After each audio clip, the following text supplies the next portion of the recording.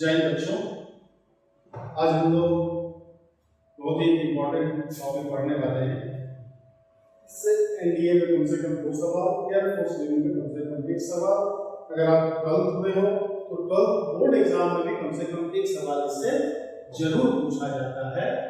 Area bounded by curve, area bounded by curve, वक्रों से घिरा हुआ क्षेत्रफल, वक्रों से घिरा हुआ क्षेत्रफल क्या होता है, ये चीज हमें देखना है।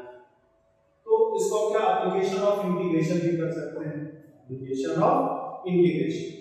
ये एक ऐसा चैप्टर है, बहुत इंपॉर्टेंट है और फार्मूला के नाम पे इसमें कुछ नहीं है, लेकिन इसमें लगभग पूरे मैथ्स की आपको जरूरत है, खास करके अलजेब्रा, कोऑर्डिनेट, एप्लीकेशन, साथ ही साथ उसके ग्राफ, मतलब कुल मिला के ऐसा चैप्टर है जिसमें लगभग पूरे मैथ्स की ही जरूरत हो जाती है।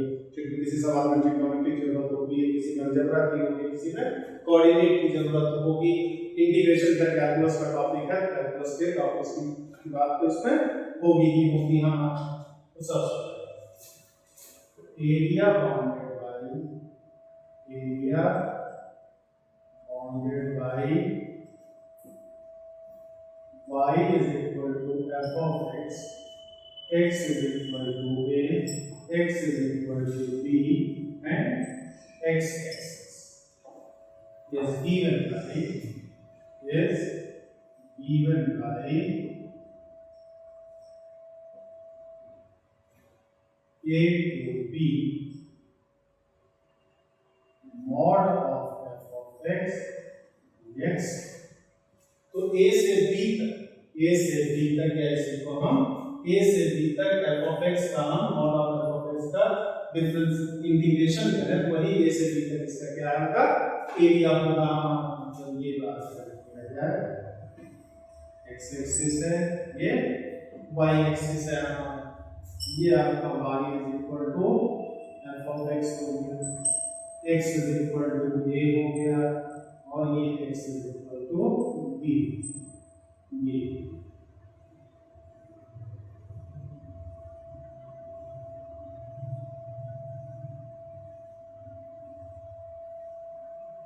ये जो स्टैंडर्ड रीजन है हमारा, यही एरिया किससे रिप्रेजेंट होगा, a to b mod of x dx। Mod हमने क्यों लगा दिया है, क्योंकि हो सकता है ग्राफ इस तरह से, तो यहाँ ये हमारा y is equal to f of x, ये x is equal to a हो गया, ये x is equal to b हो गया आपका। यहाँ पर अगर हम बात करें ये से, तो यहाँ अगर हम करेंगे तो a से c तक तो ऊपर रहेगा मतलब प्लस में होगा, लेकिन c से b तक क्या है, नीचे रहेगा तो क्या हो जाएगा, माइनस में हो जाएगा। और इंटीग्रेशन तो माइनस में हो सकता है, लेकिन इसका एरिया किसी का एरिया कभी माइनस में नहीं हो सकता। इस माइनस वाले को भी प्लस में करने के हमने क्या लगा दिया है, मॉड लगा दिया गया यहाँ, मॉड लगा दिया गया कि अगर माइनस में दिया है तो माइनस वाला भी मॉड की वजह से क्या हो जाए, हमारा प्लस में हो जाए। यहाँ पर अब कहते हैं area bounded by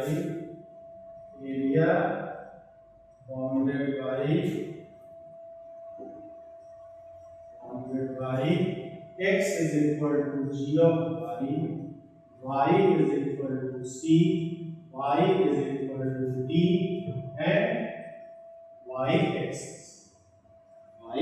axis is given by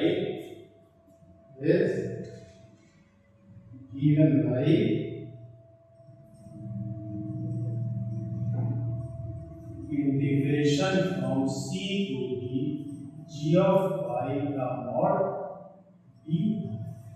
अगर y एक्सिस के साथ एरिया बाउंड होगा तो y के रिस्पेक्ट में इंटीग्रेशन करेंगे, और x एक्सिस के साथ एरिया बाउंड होगा तो x एक्सिस के रिस्पेक्ट में करेंगे। मतलब अगर इसके ग्राफ की बात करें, x एक्सिस, y एक्सिस,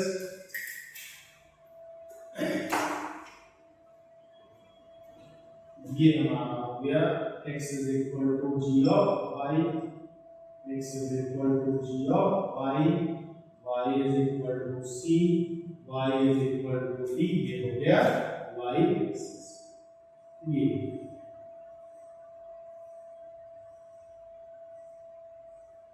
ये जो साइडेड रीजन है हमारा, जो डार्क हमने किया है, इसी एरिया को ये इंटीग्रेशन बताएगा। फिर यहाँ हमने नॉट इसलिए लगा दिया है कि हो सकता है ग्राफ इस तरह से बने, हम ऐसे अगर ग्राफ बना हो इस बराबर g बाई, ये c, यहाँ इस एरिया की अगर बात करेंगे,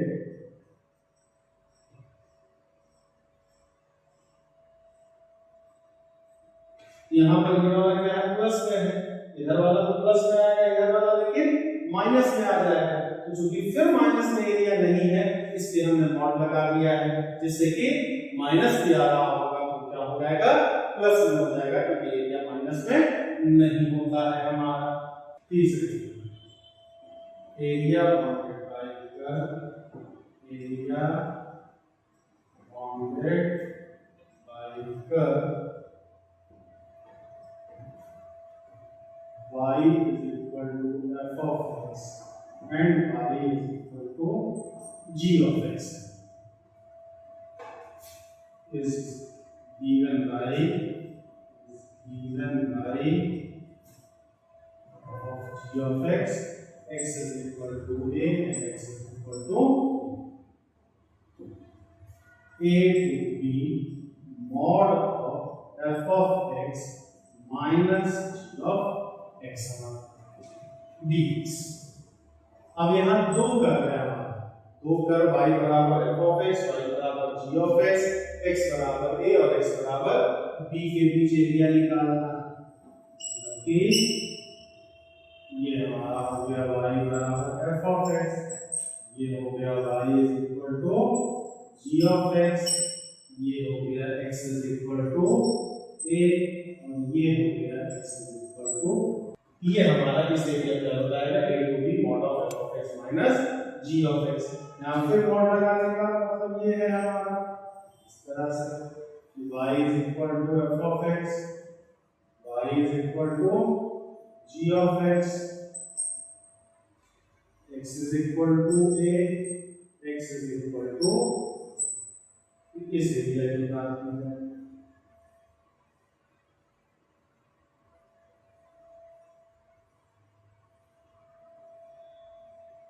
ये यहाँ अब यहाँ f of x ऊपर है, g of x नीचे है, तो f of x minus g of x तो प्लस में आएगा, लेकिन इसके बाद g of x ऊपर है, f of x नीचे है, तब तो माइनस में आ जाएगा। तो माइनस में तो एरिया होता नहीं है, यहाँ हमने क्या लगा दिया है, मॉड लगा दिया है, हमारा काम हो जाएगा इससे। Area bounded by x is equal to f of y and x is equal to g of y, y is equal to c and y is equal to a is given by mod of integration of mod of f of y minus g of y c से d of dy। ये हो जाएगा आपका x axis, y axis,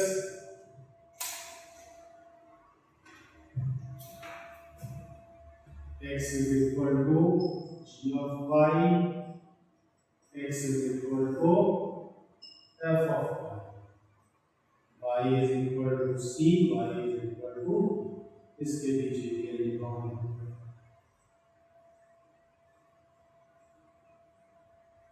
इस area को बताएगा, या फिर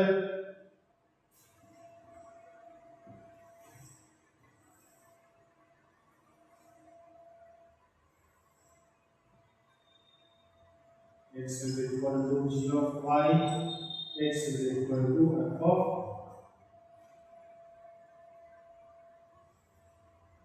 c a d।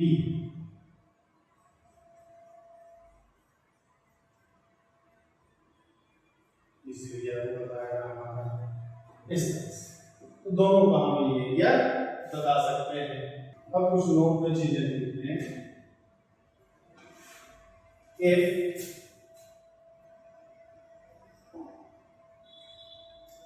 equation does not change, if equation of curve does not change when x replaced by minus x, then graph of curve symmetrical about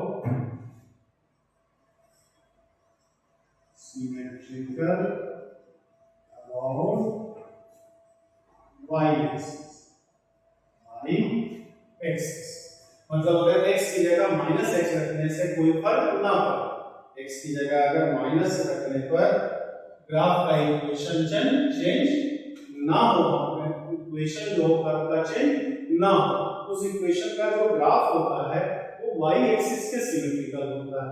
उस equation का जो graph होगा वो क्या होगा, y एक्सिस के सिमेट्रिकल। y एक्सिस के symmetrical रहने का मतलब कि जैसा y एक्सिस के बाईं तरफ होगा वैसा ही y एक्सिस के दाहिनी तरफ होगा। जैसे हम कहें y बराबर mod ऑफ x, तो x की जगह अगर माइनस x भी रख देंगे तो माइनस x की जगह अगर रिप्लेस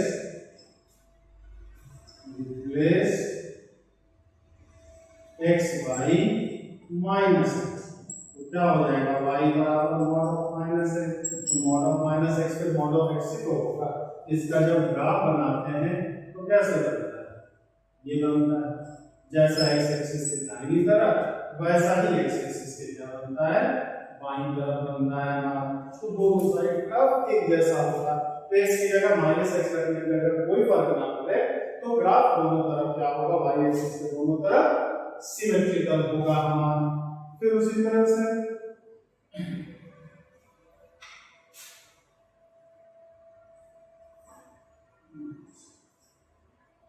अब अगर y की जगह माइनस y रखने पे कोई चेंज ना हो हमारा, तो ग्राफ जो होता है वो y एक्सिस के x एक्सिस के सिमेट्रिकल होता है। जैसे y x बराबर y स्क्वायर कहते हैं, यहाँ y की जगह माइनस y रखते हैं, ये रहे या x is equal to minus y का स्क्वायर, दोनों एक ही तो होगा।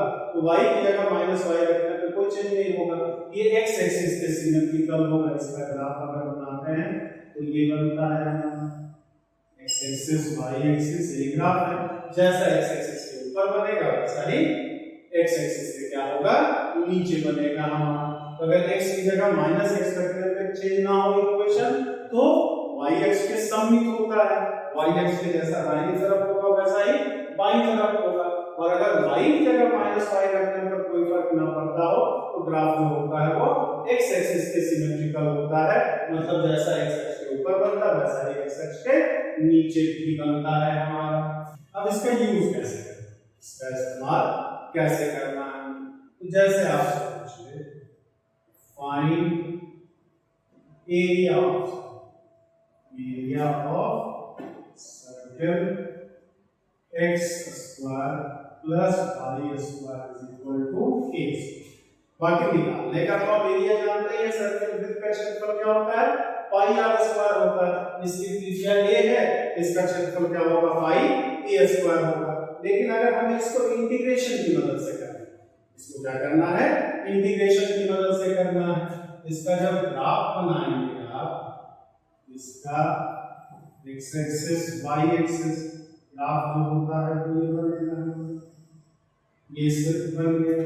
ये वाला पॉइंट क्या हो जाएगा, a, 0, ये वाला माइनस a, 0, ये 0, b और ये 0, माइनस b हमारा। ये बताइए इसमें x की जगह माइनस x रखने से कोई फर्क नहीं पड़ेगा, इसका मतलब y के दाहिनी तरफ वैसा ही y के दाहिनी तरफ, y की जगह माइनस y रखने पे कोई फर्क नहीं पड़ेगा। मतलब जैसा x के नीचे वैसा ही x के ऊपर हमारा। इसका मतलब चारों चतुर्थांश में, चारों क्वाड्रेंट में ग्राफ एक जैसा बनना है हमारा। तो टोटल एरिया जब इसका करेंगे बस ये एरिया निकाल लिया जाएगा, ये एरिया निकालना है और इसको निकाल करके मान लो ओ ए बी सी, ठीक। तो एरिया ऑफ सर्कल क्या हो जाएगा, area of circle 4 into area of O A B C, ये हो जाएगा इस टोटल एरिया जैसा, क्योंकि एक्स वाई के दोनों के सिमेट्रिकल है, जैसा फर्स्ट में वैसा सेकंड में वैसा थर्ड में वैसा फोर्थ में। अगर किसी एक क्वाड्रेंट का निकाल लें हम इस एरिया को, उसको 4 से गुना कर देंगे तो टोटल एरिया निकल जाएगा। तो अब ये बताओ ये कर्व है हमारा, ये x अक्ष के साथ भी बाउंड होगा, y अक्ष के साथ बाउंड होगा, तो x के साथ भी हम इसका इंटीग्रेशन कर सकते हैं और y अक्ष के साथ भी इसका इंटीग्रेशन किया जा सकता है, दोनों के साथ इंटीग्रेशन किया जा सकता है हमारा। तो क्या था, अगर x एक्सिस के साथ करेंगे तो 0 से a तक इंटीग्रेशन करना होगा और y एक्सिस के साथ करेंगे तो 0 का b के साथ करना होगा हमारा, ठीक। तो ये क्या हो जाएगा 4 0 to a, एक कर रहे हैं मतलब x के साथ हमारा, यहाँ फंक्शन भी जो होना चाहिए वो x के फॉर्म में होना चाहिए, इसके फॉर्म में होना चाहिए x के फॉर्म में। यहाँ से क्या आ जाएगा y स्क्वायर बराबर a square minus x square, तो y बराबर root under a square minus x square हो गया हमारा।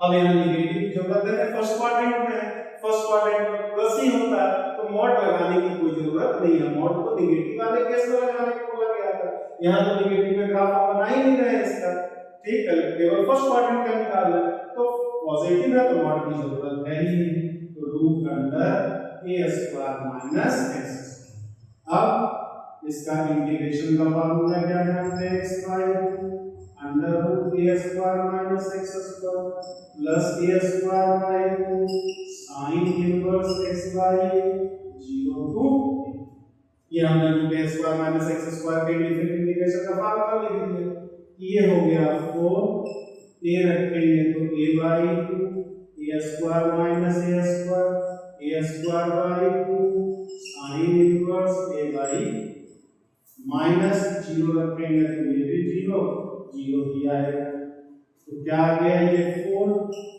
a square minus a square 0 he a square by 2 sin inverse 1 pi by 2, तो cancel pi a square answer. तो हमने integration की मदद से किया है, तो ऐसे भी सर्किल का एरिया हम पाई इनटू रेडियस स्क्वायर जानते हैं, पाई इनटू रेडियस का स्क्वायर, रेडियस इसका कितना है a है तो पाई a स्क्वायर। इसको इस सवाल को तो हमें इंटीग्रेशन से नहीं करना है, इस सवाल को तो हम डायरेक्ट एरिया वाला सर्किल एरिया वाला फार्मूला कर देंगे, बस केवल समझने के लिए चीज बताया गया है कि इंटीग्रेशन का आप इस्तेमाल कैसे करते हैं। इसी को अगर हम चाहें तो ऐसे भी लिख सकते थे, अब y के साथ भी तो बाउंड होगा, अगर x के साथ बाउंड हो रहा है तो x के साथ करेंगे, y के साथ बाउंड हो रहा है तो y के साथ करेंगे, यहाँ x के साथ भी हो रहा है y के साथ भी हो रहा है, तो y के साथ करें तो भी कोई दिक्कत नहीं होगा। और इसका गिनत ये भी y माइनस a से, इसको हम 4 फिर 0 से यहाँ से अगर हम कर ले dy के रिस्पेक्ट में करें तो भी कोई दिक्कत नहीं, x स्क्वायर is equal to 4 minus y square x का मान हो जाएगा, तो root under 4 minus y square dy भी किया जा सकता है, तो 4 फिर y a by 2 y by 2 under root a square minus y square plus a square by 2 sin inverse y by 0 से a, ये भी बढ़िया आ जाएगा 4 a by 2 a square by 2 y by, फिर करेंगे तो हमारा y a स्क्वायर, दोनों को साथ a के साथ पहुंच गया हमारा, ये इसका क्या आ गया एरिया आ गया। चलिए दूसरे सवाल पे आते हैं, अब कर दिया find the area, find the area of ellipse x square by a square plus y square by b square equal to इसका एरिया। ये क्या है हमारा दृढ़ वृत्त, क्या है हमारा दृढ़ वृत्त। इसका अगर हम ग्राफ बनाएंगे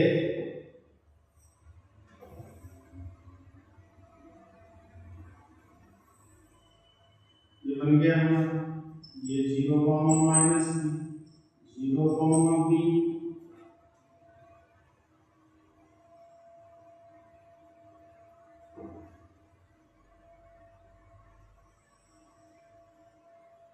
ये कॉमा 0 माइनस कॉमा। ये हमें अगर टोटल एरिया यहां भी निकालना है तो इस एरिया को निकाल करके फिर यहाँ x की जगह -x रखने से कोई फर्क नहीं पड़ेगा, कोई फर्क नहीं पड़ना है। तो बस खाली इस वाले एरिया को निकाल करके 4 से गुणा कर दे तो पूरे एलिप्स का एरिया आ जाएगा हमारा। तो एरिया ऑफ एलिप्स क्या हो जाएगा 4। x के साथ करेंगे तो 0 से a के रिस्पेक्ट में करना होगा, 0 से a।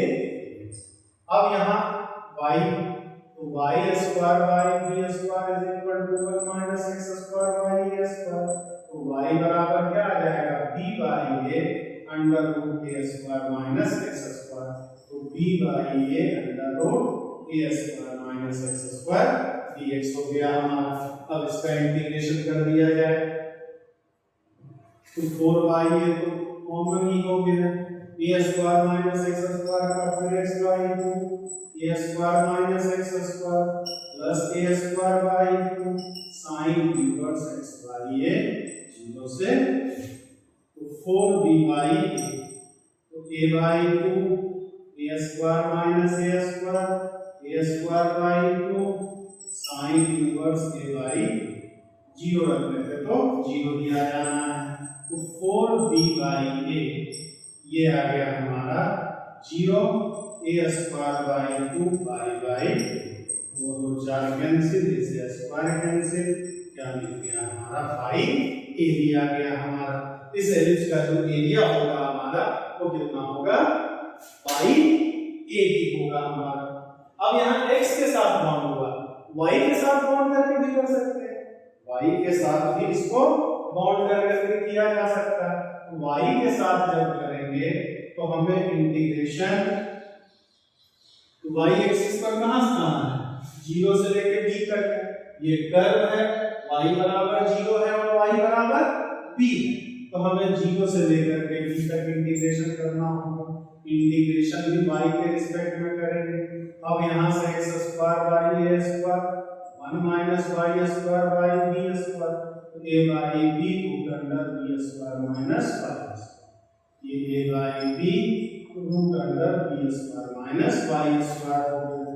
तो 4ab बाहर b square minus y square का b by 2 b square minus y square y by 2 plus b square by 2 sin inverse b by b हो गया हमारा 0 से। ये फिर 4a by b by 2 b square minus b square plus b square by 2 sin inverse 1, इधर 0 रखेंगे ये भी 0 ही आएगा। तो 4a बाई b ये भी 0 आ गया, b square by 2 sin inverse का पाई बाई 2 और कैंसिल, b से स्क्वायर कैंसिल, पाई a भी हमारा। तो ये सब जो था x y दोनों के साथ बॉन्ड हो रहा है। अगर x और y दोनों के साथ बॉन्ड हो ये जरूरी नहीं होता है, आपको अलग अलग चीजें x के साथ बॉन्ड हो सकता है, y के साथ बॉन्ड हो रहा सकता है। x के साथ बॉन्ड है तो x के रिस्पेक्ट में इंटीग्रेशन करेंगे, y के साथ बॉन्ड है तो y के रिस्पेक्ट में इंटीग्रेशन करेंगे। अगर दोनों के साथ बॉन्ड हो रहा है तो आप चाहे जिसके रिस्पेक्ट में करें, तो जिसके रिस्पेक्ट में आप इंटीग्रेशन करेंगे आपको लिमिट भी उसी के अकॉर्डिंग लेना होगा।